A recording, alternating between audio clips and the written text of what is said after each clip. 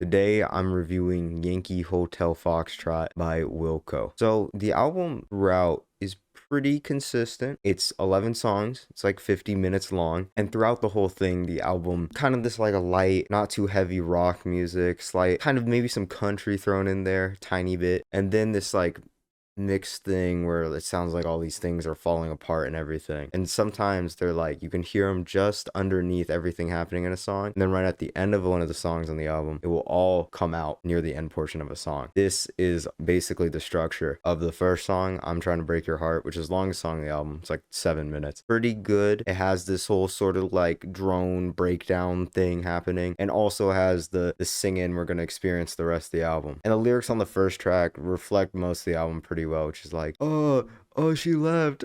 There's not really a song in particular that's worse than the other songs. I will say though, I think the outro is pretty alright. It's very okay. The first bit of the outro I really enjoy, but the last like 2 to 3 minutes is literally just like this drone thing. And while that is on other tracks, it's not nearly as long, and it feels kind of out of place for the outro. I would have preferred it if it was maybe like a minute, but it's like 3, 2, 3, which it doesn't make sense, because the outro, like the intro, is a long song. It's like 7 minutes, I'm pretty sure, and it really just doesn't need those extra 3 minutes at the end. But the album's pretty consistent. All the tracks are enjoyable and they're pretty catchy. Some are a bit more interesting than others. A song like Camera, spelled with a K not a C, is enjoyable, but it's pretty basic. I mean, it's just kind of like a normal ass song, and that's about it. Then more interesting songs like Radio Cure, which is definitely my favorite song on the album. My other two favorite tracks are probably Pot Kettle Black and Ashes of American Flags, where it's this mix of kind of just standard catchy shit and this kind of weird distortion and different structure that they're going on some of the songs. The album's